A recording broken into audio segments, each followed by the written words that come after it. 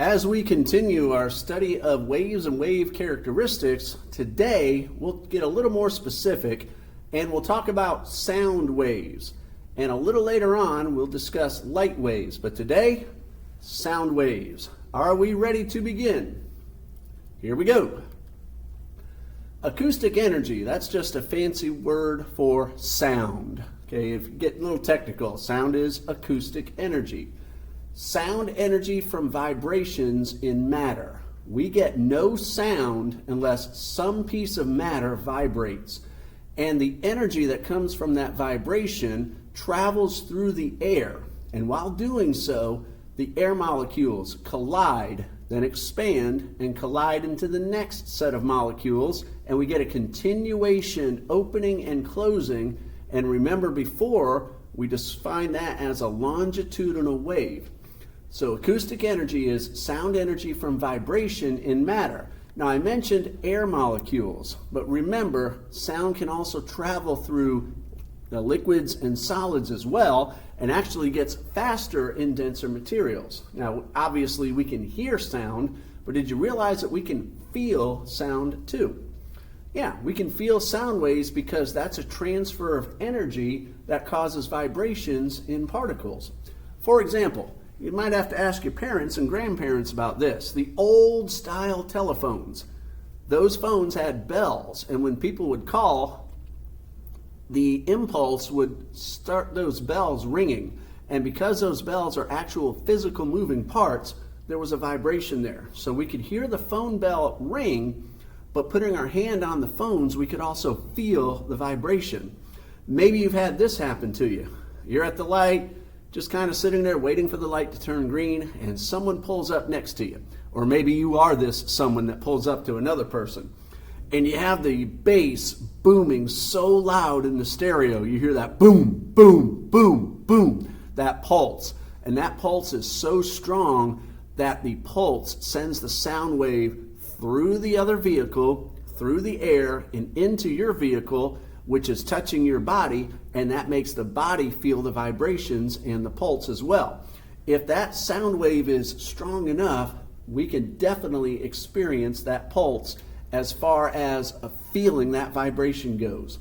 So sound is energy from vibrations in matter. And remember, no vibrations, no sound. And that's why sound cannot travel through outer space. Since there's no matter in outer space, there are no particles to vibrate and transfer the energy. Ready? In sound mediums, you look at that picture right there. That is a picture of an old-fashioned air pump. To demonstrate that sound must have a medium, we had scientists that have performed this experiment many times. Remember, sound cannot travel through outer space because there's no matter in space, therefore there is no medium to carry the energy. Robert Boyle, we've talked about him before, but he also experimented with sound waves. What he did is he took an old-fashioned alarm clock, a wind-up clock that has two bells. You got a bell maybe here and a bell here and a clapper that vibrates and bangs on both of those bells. But what he did is he took one of those clocks, set the clock to go off at a certain time, and covered that clock with a glass jar. Well, he had an air pump, kind of like the picture you see on the screen there. He started the clock, and when the clock hit the right time, the alarm sounded, and everybody could see that vibration. So everyone could see the clapper banging on those two bells inside. Well, Boyle then vacuumed the air out of that glass jar. And people watching were amazed because they could still see the vibrations and the pulsing and the banging of the clapper against the bells. But the people could no longer hear the alarm going off. So Boyle waited and waited and waited, and then slowly pumped the air back into the jar. And by putting the air back into the jar, then the air could carry that sound energy from the alarm clock, and everyone could still see the clapper moving, but could now hear the alarm going off once again. And this experiment demonstrated that sound must have a medium. Without the air in the jar, there was no medium to carry that sound energy. But when Boyle put that air back into the jar, everyone could hear the sound. Now, obviously watching the video, you can't see this, but in class, I'm going to have something a little similar to that. And I'll explain that when the day comes. Ready? Speed of sound. Okay. All sound waves travel at the same speed under the same conditions. The conditions, such as air, are density and temperature. So density and temperature of a medium will help determine the speed of sound. And as I said a few minutes ago, sound will travel faster in denser materials. So first, consider warm air and cool air. Now, warm air is less dense than cool air, so sound will travel a little more slowly in warmer, less dense air and a little faster in cooler air, because cooler air, the air molecules are closer together and a tiny bit denser. All right, here's an example. 331 meters per second at 0 degrees Celsius at sea level. Elevation, remember, also determines the density of the air. So sea level is kind of important. This is approximately 690 miles per hour if you change that into English terms, just so you get an idea of how fast that really is. If the air is a little bit warmer, 20 degrees Celsius, which is closer to normal room temperature. Notice I said 690 miles per hour at the 331 meters per second. Notice that 343 meters per second is about 745 miles per hour. So adding 20 degrees Celsius, which is closer to 72 degrees Fahrenheit, that's your normal room temperature, sound will travel a little bit faster. Now, sound gets even faster in liquids because liquids are far denser than gases like air. And sound will travel even faster in solids. There's a chart on page 422 that gives you a few different materials and the average speed of sound going through those materials. Now, for a quick demonstration, do this. Start tapping your table. Now keep tapping just like that. Don't tap any harder, but then put your ear to the table. We'll do that in class too. By doing that, putting your ear to the table, you should feel that sound, and you can hear that sound being much louder, and that's because the sound energy is traveling through the solid table much better than through the gaseous air. So sound, you see the speeds at two different temperatures at sea level, and then you see that sound is faster in liquids and even faster in solids. Ready? The characteristics of sound waves. We mentioned some characteristics of waves in general last time, but for sound waves, all sound waves make up what we call the acoustic spectrum. Remember, acoustic means sound, so this is talking about the different frequencies of sound waves that most humans can hear. Our ears will detect the vibrations. The brain will interpret things such as pitch and frequency, and pitch does come from frequency, intensity, which comes from the amplitude of the wave, and then the quality or the type of sound. Our ears will detect these things and then send signals to our brains, and our brains will interpret these things into what we call the sounds that we hear. Now, all these factors make up the sounds that we hear. You'll see this again, but I'll go ahead and say now that frequency will determine the pitch. A higher frequency means more waves per second. The sound you will hear will come as a higher pitch. Now, in class, I'll have tuning forks that will help demonstrate this, and I'll have a little kind of a miniature pipe organ that will also demonstrate this as well. But of course, watching this video, you're not going to be able to tell. But frequency determines pitch. If I have a lower frequency, then I'll have a lower pitch. I can get a lower pitch on my voice simply by slowing down the frequency of my vocal cords. And we get a higher pitch voice because we tighten up our vocal cords and we get a higher pitch. So when we scream, what we really do is we tighten up our vocal cords and we force air through. That's going to give our voice more intensity for louder, but because we tighten up our vocal cords, those cords will vibrate faster and give us a higher pitch. It's difficult to shout as loud as we can with a lower pitch, just because naturally we tense up. So there are some characteristics of sound waves. Ready? A few more characteristics. I said this a moment ago, but now you see it in words. Frequency determines the pitch. A higher frequency will give us a higher pitch, and a lower frequency will give us a lower pitch. And frequency is a measurement, and we said this before, we measure wave frequency, really any frequency, but wave frequency especially, in a unit called the hertz. And hertz is how many waves per second. A hertz is how many waves per second, and there's your abbreviation right there, Hz. Okay, so frequency determines pitch and is measured in hertz. Now, all frequencies maintain the same speed. Remember, all sound travels at the same speed under the same conditions. If we increase the frequency, a little common sense, we're multiplying two numbers together here. So to get the same answer, if we make either number higher, in this case the F, then that second number is going to have to be lower. In this case, the wavelength will have to go down. So if we increase frequency, mathematically speaking, the wavelength has to get smaller because we have to get the same answer. All right, here's an example here. Okay, we're going to get paid $200. All right, now one person makes $20 an hour and therefore will have to work 10 hours a week to get that $200 a week, obviously taxes. Now, someone else is going to make $200, but the pay rate isn't 20. Okay, the pay rate is 25. So this person's job pays more per hour. To make exactly $200, remember, the wavelength went up, so the frequency is going to have to go down at about the same ratio. Actually, the exact same ratio. If I start here and reduce the frequency, look what happens to the wavelength.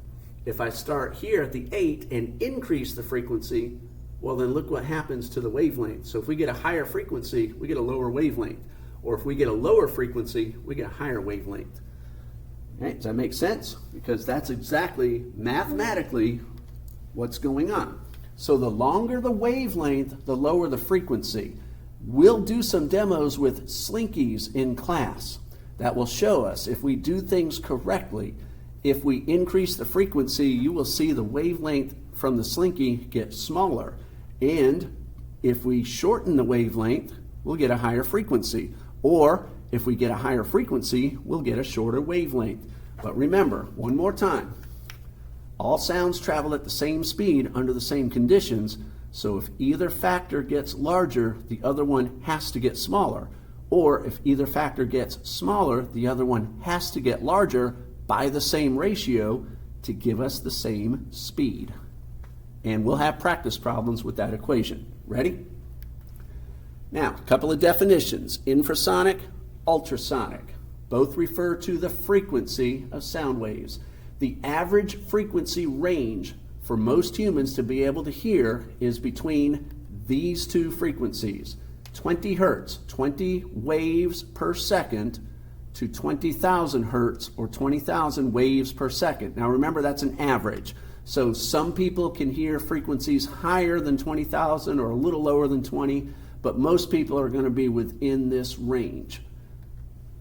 Infrasonic means below 20 hertz. So right now I'm just giving you a couple of definitions. Infra is a prefix that means below, and sonic refers to the frequency of the wave.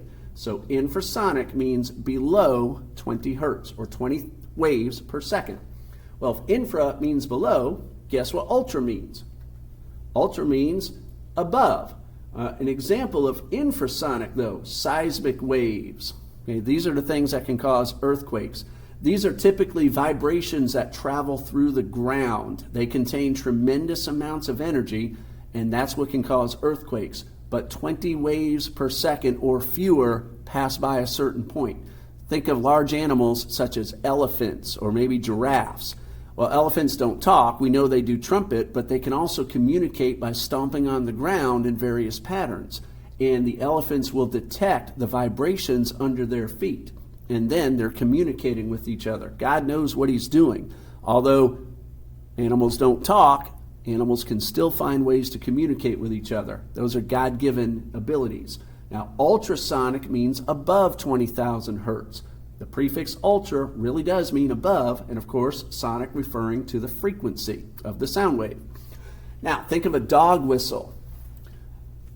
People who use dog whistles to train their dogs, the people will blow those whistles, and you might see the dog kind of look up, look around a little bit, turn his head, lift his ear. He's listening to that sound. And dog owners, if they know how, they can train their dogs to listen to different patterns blown on that whistle, and oh, he wants me to come home now.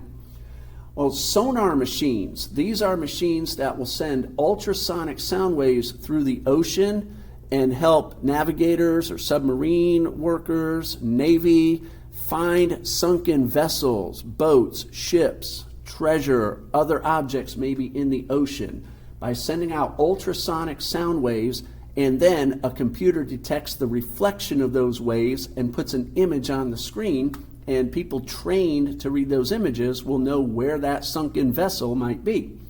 Now, God gave some animals, such as bats and dolphins, a very similar ability. So here again is an example of something that man invented, or thinks he invented, and takes credit for, but God already created.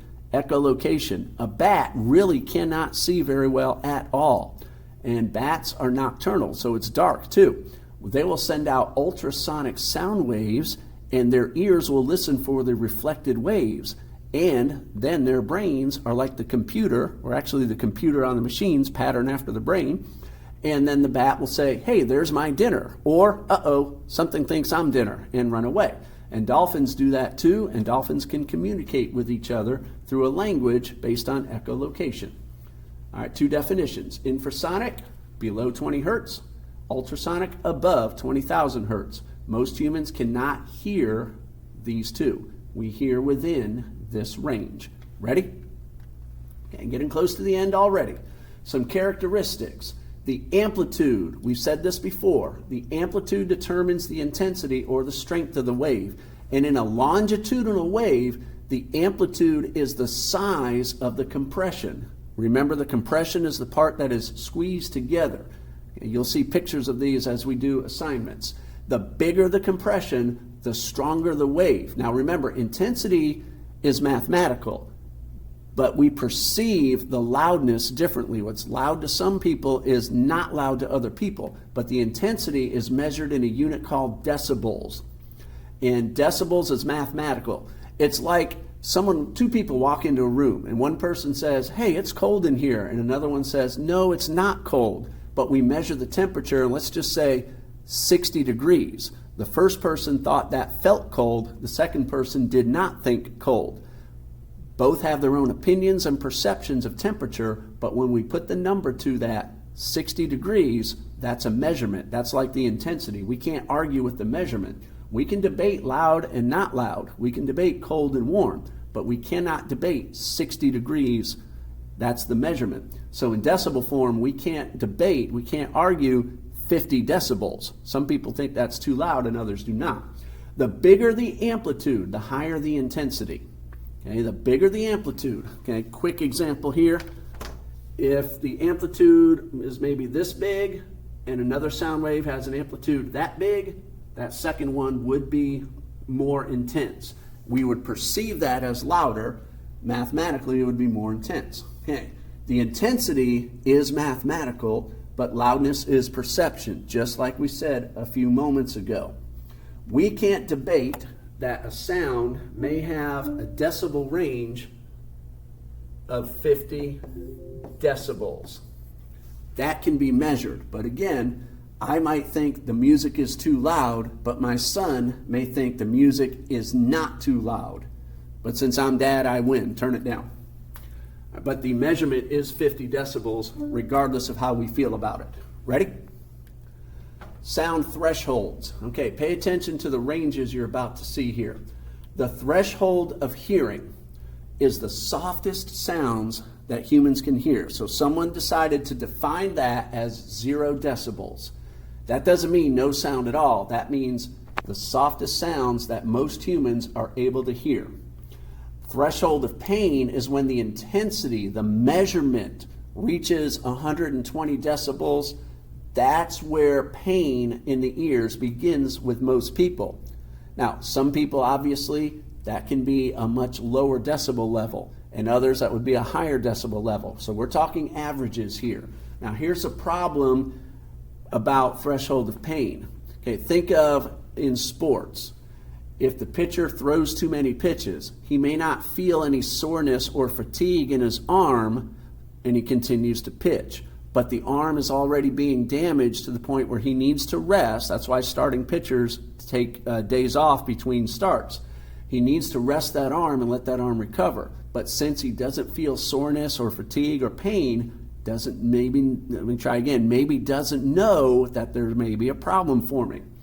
With loud sounds, with high intensity decibel levels, most people begin to get ears damaged at around 100 decibels to prolonged sounds. Of course, very, very intense ones don't need to be prolonged, just an instant. But prolonged music played at 100 decibels can damage the ears, but we don't notice any pain, so we think there's nothing wrong. Over time, that 100 decibels won't seem as loud to the same person because damage has begun to the ear.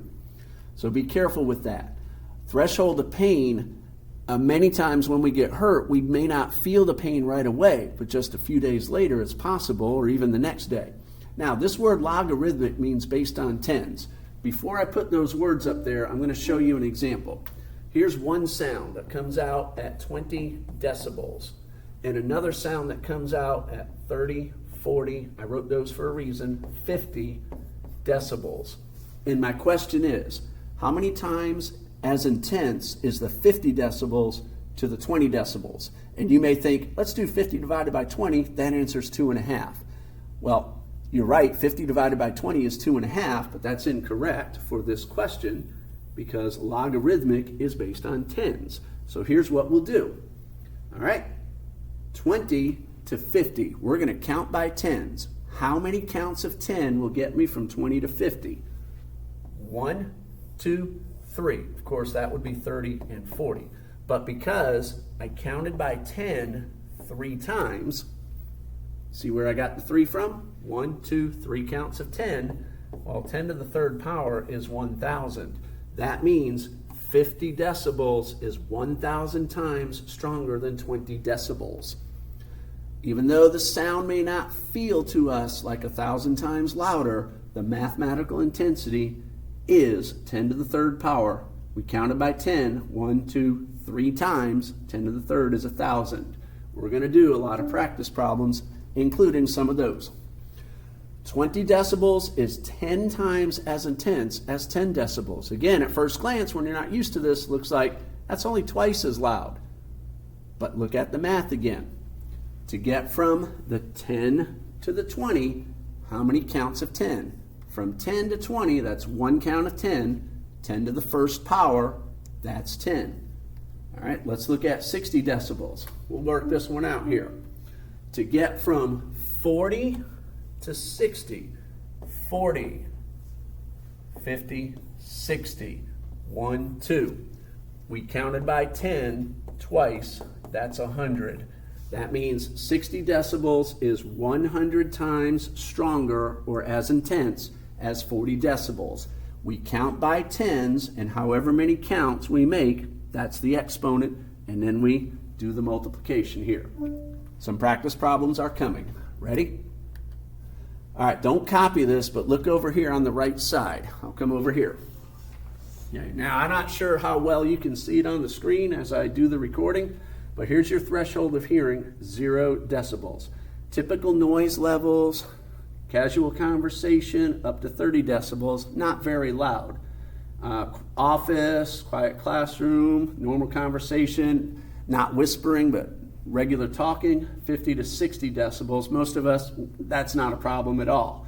Then people start getting louder. City street, turn the radio up loud. A busy restaurant like a sports bar where people are talking over each other so they can hear the 2 or 3 people around them. Now, this is considered the hazardous range, 80 to 90 decibels. Power tools, that's why people who work with power tools need to wear ear protection. Because now you're getting close to that 100 decibel range. That's above the hazardous level. This one says highly hazardous. A chainsaw, wear protective ear covering. Angle grinding, that's a big power tool. A rivet hammer, a jackhammer, you're too close to the airplane that's about to take off. You're beyond the threshold of pain at 120 decibels. Now you're getting up into 130, 140. But most damage to the ears, you see the hazardous range here, approaching 100 decibels, but the threshold of pain, remember, is around 120. So you have to be careful about loud sounds, especially for a prolonged period of time. Because over many years especially, then people start to lose that range of hearing. Ears may not hurt as much because your ears have started to lose some of their effectiveness, and as you get older, it's going to be a lot more difficult to hear people. Ready? All right, quality and timbre. I think this is the last page to copy if I remember correctly. The same pitch from a different source, such as musical instruments. Well, here are two very different sounding musical instruments, a flute and a tuba. Okay, they have different quality. Quality simply means the kind of sound that you hear. Now, both of those instruments, a tuba and a flute, can play the exact same note, but of course, we're going to very easily notice the difference between those two, and we can tell which one's a tuba and which one is the flute. Timbre means a particular sound of an instrument, so whatever the flute plays, that's the flute's timbre, however that sounds. And the same with the tuba. However that tuba sounds, that is called timbre or quality. So these two are actually the same thing. I've used quality earlier, now I'm using timbre. They're really the same thing. And this comes from a mixture of multiples of notes, frequencies, and that's why some instruments playing notes sounds really beautiful together, and then other kinds of instruments try to combine, or if the notes are off, this will be a lot easier to demonstrate when I have the instrument with me, that little chord organ that I mentioned earlier. Then we get that really ugly sounds, and in class you'll be able to see and hear what I'm talking about if you're here when we do that lesson. Ready? And there you go. Sounds good to me. All right. We'll catch you next time.